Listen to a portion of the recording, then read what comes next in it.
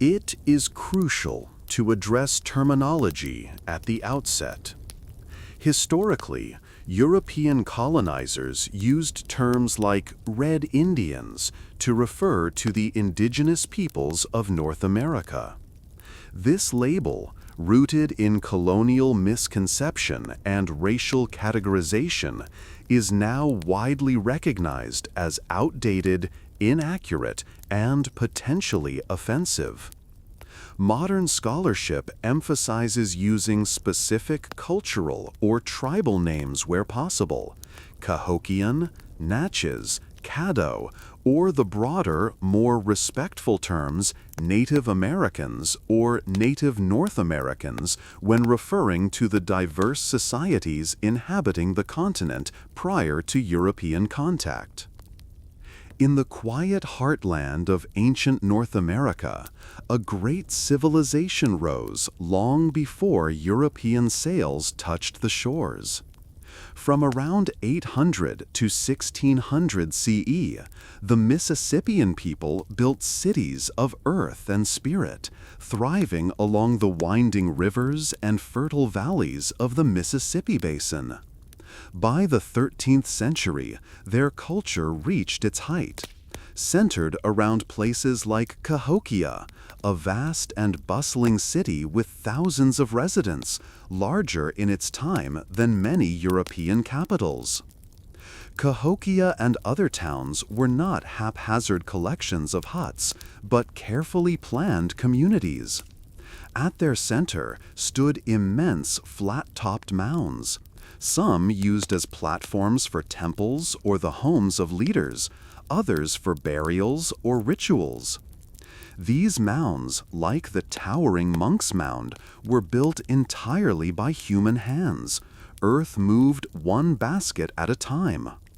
From their summits, one could look out across wide plazas, neat rows of houses, and the pale shimmer of rivers in the distance. People lived in rectangular homes made from wooden frames, woven with vines, and plastered with mud. Roofs were thatched with tall prairie grasses. These homes were modest, typically single-roomed, with packed dirt floors and hearths glowing gently in the center. Families clustered their homes around shared spaces, forming tight-knit communities. They slept on mats or animal hides and stored their food in pits beneath the floors or in nearby granaries. Life was not lonely or scattered. It was communal, cooperative, deeply rooted. Clothing was practical but artful, woven from plant fibers in summer and from tanned hides in winter.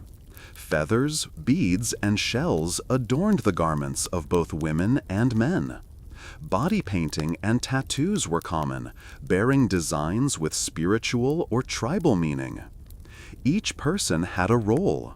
Women gardened, cooked, and raised children. Men hunted, fished, and built. Elders passed on stories and wisdom. Artisans carved ritual objects from stone, fashioned jewelry from copper, and painted pottery with flowing, spiral motifs. Social life followed a clear order. Chiefs ruled from the mountaintops, often regarded as intermediaries between the physical and spiritual world. Below them were nobles, priests, and skilled workers. At the base were the farmers and laborers who fed and sustained the whole. Yet even the greatest chief depended on the cooperation of the people. Large communal projects like mound building or festival preparations were done together, accompanied by music, dance, and ceremony. Their cities were not only places of trade or shelter, they were spiritual centers where the earth met the sky. Mississippians moved across rivers and woodlands with ease. Dugout canoes, carved from tree trunks, glide down the waterways, bringing copper from the Great Lakes, seashells from the Gulf, obsidian from far-off mountains. These rivers were not just paths of commerce, they were sacred veins of the land, connecting communities across hundreds of miles. Trade brought new tools, ideas, and ceremonial customs, weaving a cultural tapestry that spanned the eastern half of the continent. Their world was steeped in meaning. They aligned their plazas and monuments with the stars and sun, tracking solstices and equinoxes, living in rhythm with the seasons. The universe to them was layered: the bright upper world of sun and sky spirits, the middle world of people and plants, and the mysterious underworld of water, ancestors, and shadowed power. The mounds may have symbolized this cosmic order, rising from the earth, reaching toward the heavens, rooted in memory. And through it all, their lives remained intimately tied to the land. They built with it, ate from it, and believed in it. Theirs was a civilization of balance, with nature, with one another, with the unseen. Though time would wear away their cities and forests would reclaim their fields, the mounds still stand, quiet monuments to a people who lived not simply, but wisely. A people who shaped the land as gently as it shaped them. In the world of the Mississippians, food was far more than sustenance. It was tradition, community, spirit, and survival. Eating was woven into every season, every festival, every family gathering. From the soft dawn light over a cornfield to the final embers of a shared fire, food shaped the rhythm of life. Despite the reverent tone often used to describe the Mississippian people, with their massive mounds, sacred ceremonies, and intricate societies, daily life among the Mississippians likely involved plenty of laughter, playful teasing, and moments that would feel surprisingly familiar and amusing to us today. Imagine, for instance, the mischief of children running between the rows of maize, playing games that involved chasing each other with ears of corn, occasionally tripping over roots and turning the family garden into a miniature battlefield. Kids in every society have a tendency to make a mess of things, and it's unlikely Mississippian kids were much different.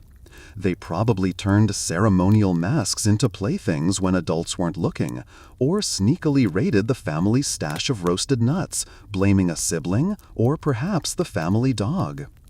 Even the solemn mound-building projects, impressive as they were, might have had their moments of absurdity. Picture a group of laborers hauling baskets of dirt up a 100-foot-high mound in the humid summer heat, only for one of them to trip, spill the entire load, and hear the groans from everyone behind them who now had to climb over the fresh pile. Grumbles turned into jokes, jokes turned into chants. Someone probably got a nickname they never lived down, like Muddyfoot or Basket Dropper.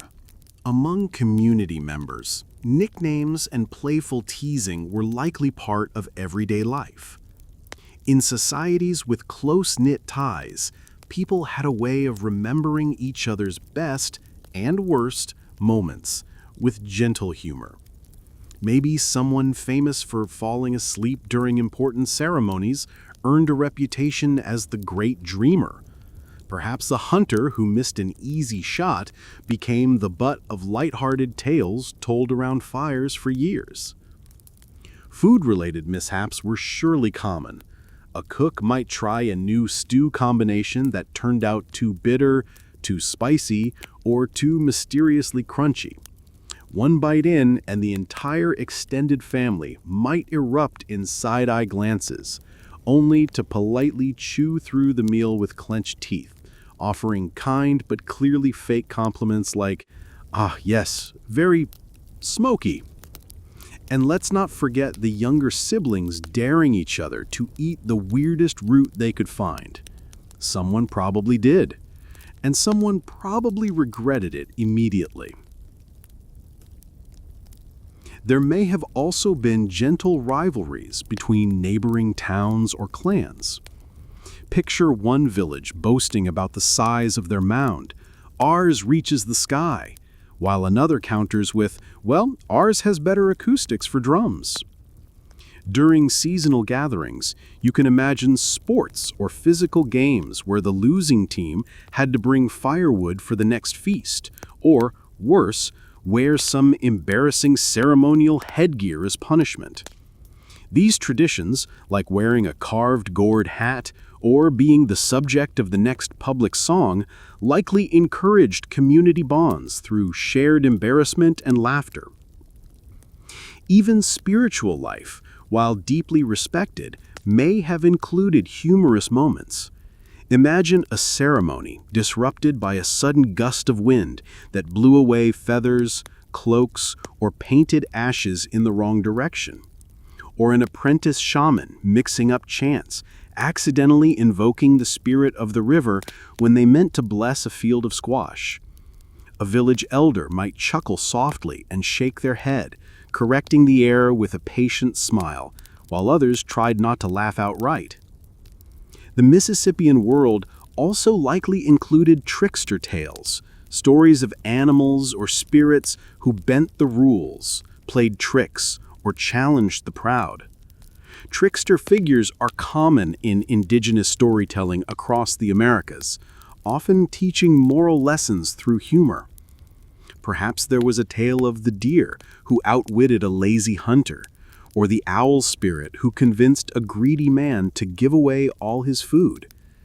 These stories were not only entertainment, but tools for teaching children and making sense of the world, with a sly wink to human nature. And in every generation, there was probably that one person known for their loud laugh, their awkward dancing, or their uncanny ability to fall into rivers while gathering reeds. They were loved anyway, maybe even more for it. So, while history often paints the Mississippians in tones of earth and gold, stoic builders of great cities, keepers of calendars, readers of stars, beneath that grandeur lived real people. People who spilled soup, told bad jokes, accidentally called their chief Mom, and fell asleep mid-ritual. Their laughter echoed across plazas. Their jokes found their way into family stories. Their humor, like their mounds, is still with us, just buried a little deeper beneath the soil.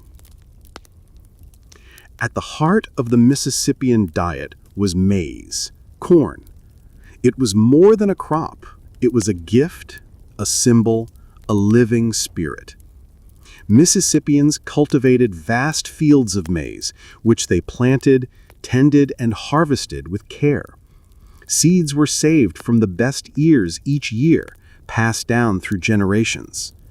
The corn plant itself was sacred, often personified in myth and honored in ritual. Corn was eaten fresh when green, roasted over fires or boiled. It was also dried and stored for winter, then ground into meal for porridge, cakes, or thick stews. Alongside corn grew the rest of the three sisters, beans and squash. These three crops were grown together in mounds of earth, beans climbing the corn stalks, squash spreading across the ground to hold moisture and shade the soil. Beans added nitrogen to the earth, nourishing it for future harvests. Squash came in many forms: long gourds, round pumpkins, thick-rinded storage types. Their flesh was roasted or boiled, their seeds dried and eaten, their shells dried and used as bowls or containers. This trio, corn, beans, and squash, was the cornerstone of the Mississippian table. But it was far from the only food. The people also grew sunflowers for their seeds, sumpweed, amaranth, maygrass, and goosefoot, now largely forgotten crops that once fed thousands. Tubers and roots were dug from the earth, gathered and shared among families. Gardens were common near homes, with women tending plots that grew herbs, greens, and medicinal plants. Children helped gather wild berries, blackberries, elderberries, raspberries, and persimmons, sweet and tart in their seasons. Hickory nuts, walnuts, and acorns were collected in autumn, cracked open with stone hammers and sometimes leached to remove bitterness before being ground into flour or used in hearty soups. Fishing provided abundant protein.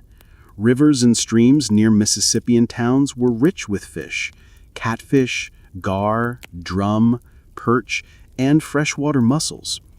Nets woven from plant fibers were cast into the waters, and fish traps made from woven sticks were placed in shallow currents. Canoes glided silently at dawn as fishers speared their catch by firelight or moonlight, their reflections flickering on the surface. Hunting added meat to the diet. Deer were the most prized game, providing not only food, but hides for clothing and bone for tools. Men moved quietly through forests with bows and arrows, stalking deer, wild turkeys, and smaller animals like rabbits and squirrels. Bison may have been hunted on the edges of the Mississippian range. Every part of the animal was used. Meat was cooked fresh or dried into jerky, fat rendered into grease, organs eaten or used in ritual. Skins were tanned, bones sharpened, sinew twisted into string. Mississippian cooking was done over open fires or in earth ovens.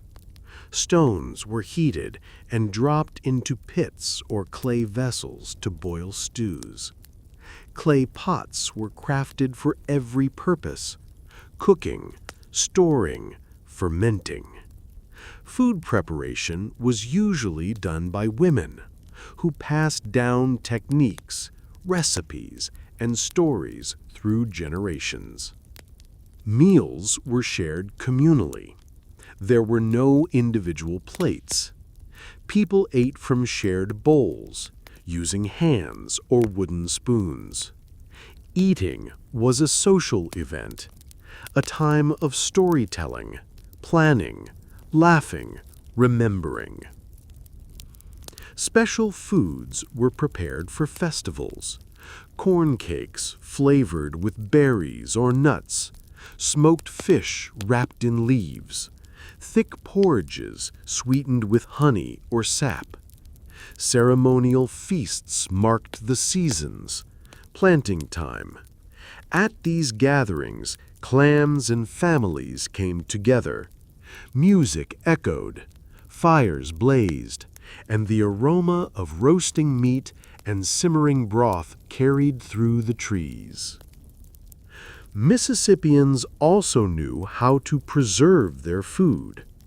Corn was dried on platforms or woven into braids and hung in granaries. Meat was smoked or sun-dried. Nuts were stored in baskets or clay jars. Dried fish, pressed fruit, and powdered roots ensured survival through long winters or lean seasons. Food was security. A full granary was peace. Food held spiritual meaning. The act of planting was often accompanied by prayer. Offerings of first fruits or meat were made to spirits or ancestors. Some foods were believed to have protective power, others to bring visions. The sharing of food was an act of balance between the people and the land, the living and the dead. Water, too, was part of the meal. Cool river water, sweet sap from trees, infusions made from herbs or flowers. In some places, Mississippians brewed mildly fermented drinks for ceremonies, though nothing like European alcohol.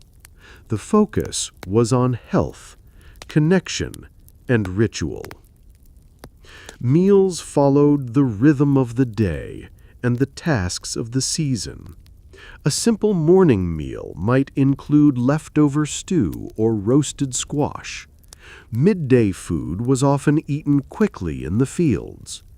Evening brought the main meal, eaten around the fire as stories unfolded and children drifted to sleep. During harvest time, meals were large and lively.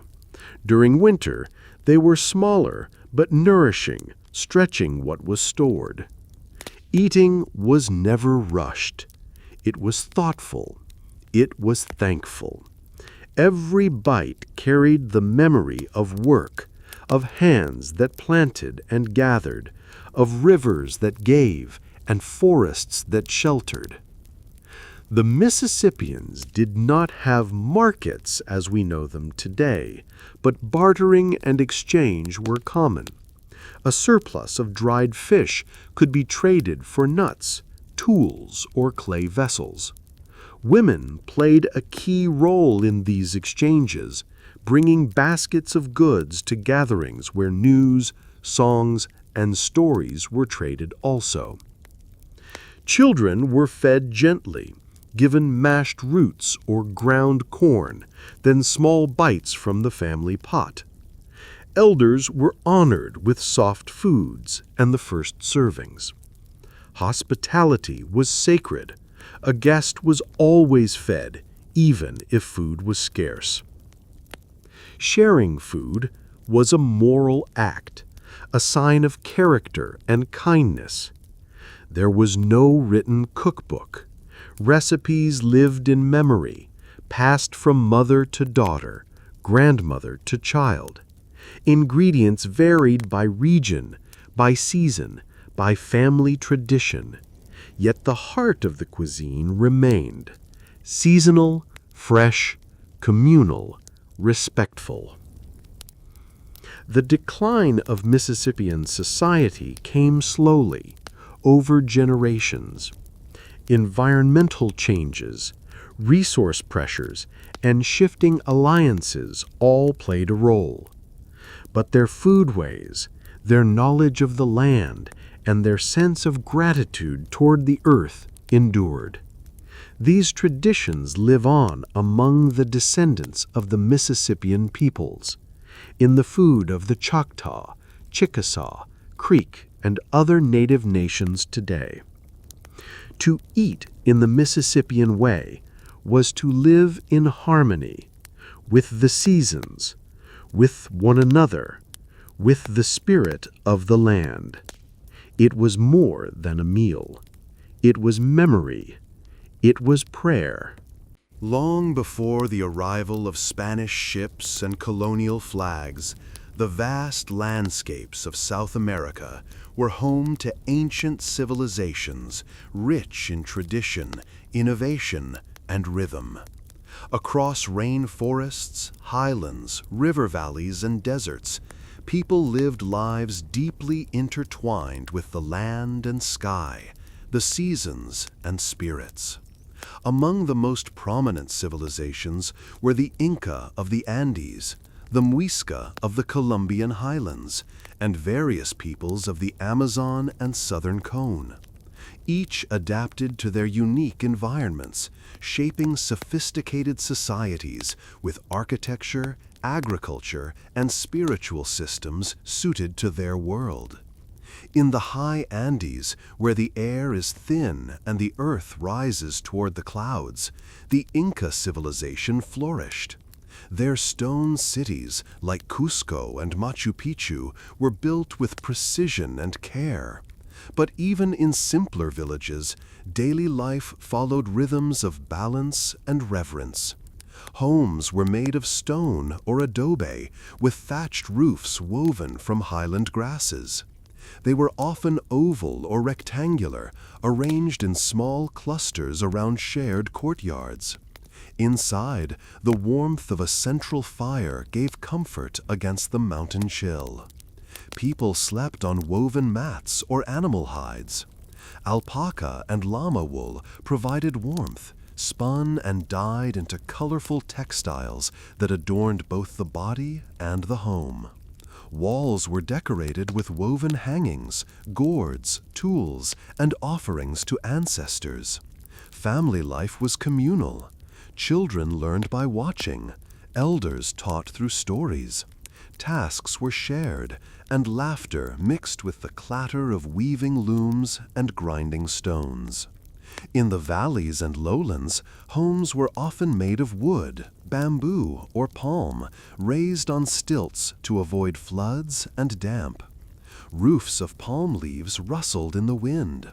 These structures, open to the breeze, kept families cool and shaded. Hammocks swayed inside, cradling sleep and quiet conversation. Communities were connected by rivers rather than roads, and canoes served as lifelines through the green corridors of the rainforest. Across these regions, social organization was based on kinship and cooperation. Work was done collectively. Fields were planted, homes repaired, food shared. The Inca practiced a system called mita, labor given to the state in return for security, food, and infrastructure. Roads, bridges, terraces, and storage houses were built by communities, often high in the mountains. Religious life was rich and layered. The sun, moon, stars, and earth itself were sacred.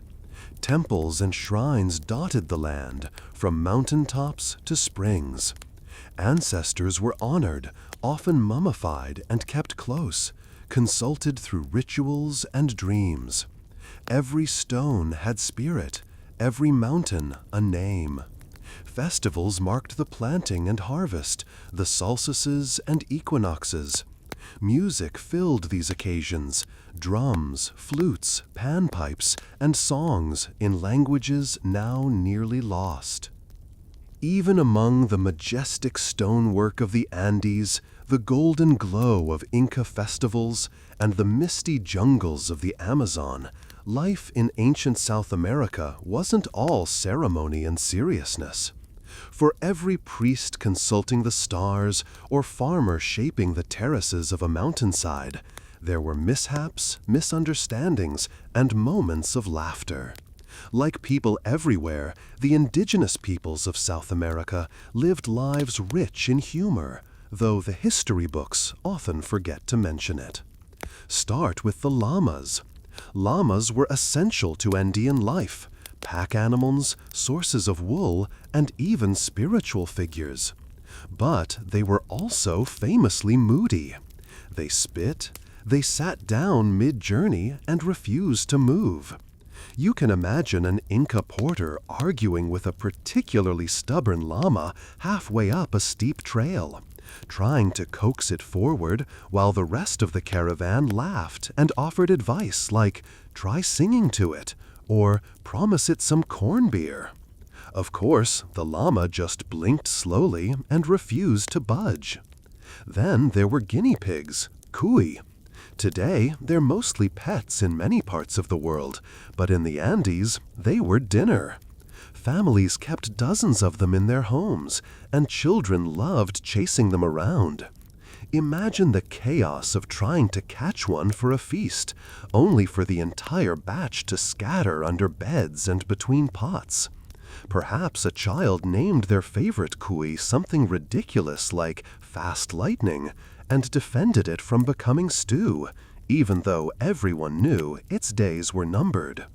High-altitude cooking could also be a bit of a gamble. Fires don't burn as hot in thin air, and potatoes, despite being a staple, weren't always cooperative. Picture a young cook trying to boil a batch of potatoes for hours, only to find them still firm.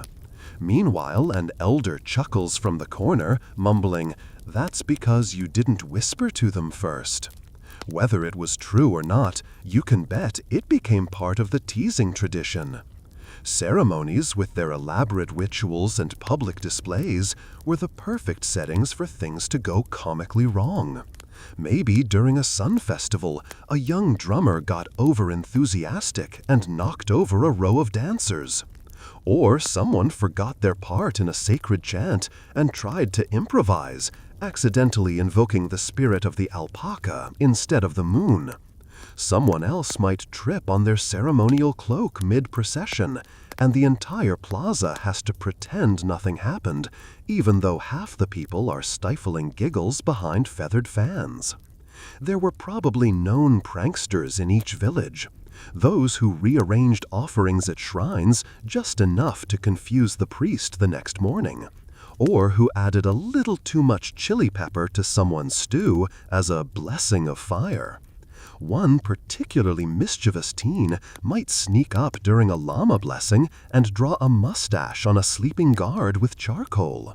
These small acts weren't acts of rebellion, they were community color, the fabric of familiarity and fun. Andean trade routes were serious undertakings, but even here, hilarity must have followed. Merchants walking for days would play guessing games, tell jokes, or mock each other's walking pace. There surely was a legend of someone getting lost following a wrong alpaca for half a day before realizing it wasn't part of their herd. A wrong turn wasn't just a mistake. It was a story to tell at every campfire afterward. Even the mighty Joskies, the relay runners who sprinted across mountains carrying royal messages, were not immune to error. Imagine a young runner, nervous and breathless, delivering an urgent message to a village only to realize he left it behind. Or worse, he delivered the wrong one. The emperor sends a blessing of maize, when it was supposed to be, prepare for a royal inspection. Panic, apologies, and a frantic sprint back would follow, all of which would be told and retold as legend. In jungle regions, humor took its own form. Imagine a child imitating the howler monkeys to scare their siblings at night, or the entire village laughing when someone tripped over a tapir root disguised as a log. Rainstorms might suddenly douse a romantic courtship attempt, and a poorly placed hammock could lead to spectacular tumbles, followed by teasing chants that stuck for years. Storytelling itself often involved humor. Trickster tales were common, stories of foxes outwitting jaguars, humans who tried to cheat the gods and ended up turned into frogs, or magical hummingbirds that taught lazy hunters a lesson. These stories didn't just entertain children, they helped adults reflect, chuckle, and remember that even the mighty fall flat sometimes. And in every community, there was that one person, the one who exaggerated every tale, who claimed to have once danced with a cloud spirit or wrestled a mountain puma. No one believed him, but everyone listened. His stories grew more ridiculous with each telling, and still, people leaned in by the fire, waiting to laugh. So, while history often preserves the grandeur, the empires, the architecture, the astronomy, it's the quiet, silly moments that often bring these people closest to us. The missed steps, the llama spit, the forgotten lyrics, the mischievous children, and the stew that was just a little too spicy. These are the things that made life vibrant. The ancient South Americans were astronomers and builders, farmers and philosophers, but they were also friends, siblings, neighbors, and pranksters. Their greatness wasn't just in stone temples or golden treasures. It was in laughter shared over meals, jokes whispered during rituals, and the playful mistakes that made their days a little lighter. Those moments may not have been written into stone, but they linger, in the echoes of stories, in the rhythm of old songs, and maybe even in the knowing smirk of a llama. Eating was as spiritual as it was practical. The diet of South American peoples reflected their landscapes. In the highlands, potatoes were a cornerstone. Dozens, even hundreds of varieties were cultivated. They were boiled, roasted, or freeze-dried into chuño, stored for seasons to come. Maize, too, was vital, ground into flour, cooked into thick drinks, or baked as flatbreads. Quinoa, rich in protein, was sown in mountain terraces, then boiled and mixed with herbs or meats. In valleys and along rivers, manioc, cassava, was central. This starchy root was peeled, grated, and cooked carefully to remove natural toxins. It became flatbreads, porridges, and fermented drinks. Peanuts, squash, beans, peppers, and sweet potatoes added flavor and nourishment. Tomatoes and avocados, native to the region, appeared in meals as they do even now. Meat came from alpacas, llamas, guinea pigs, and wild game.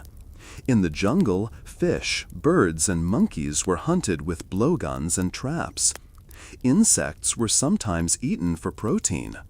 In colder areas, meat was dried and salted into charqui, the ancestor of modern jerky. Cooking was done in clay pots or on heated stones. Fires burned in hearths or outside under thatched awnings. Meals were shared communally. Food was placed in woven baskets or clay bowls, passed from hand to hand. Chicha, a fermented corn drink, was often served during celebrations, sipped from gourd cups. Preservation was vital. Potatoes became chuño, meat became charqui, grains were kept in cool, dry silos. This ensured survival through dry seasons, droughts, or travel.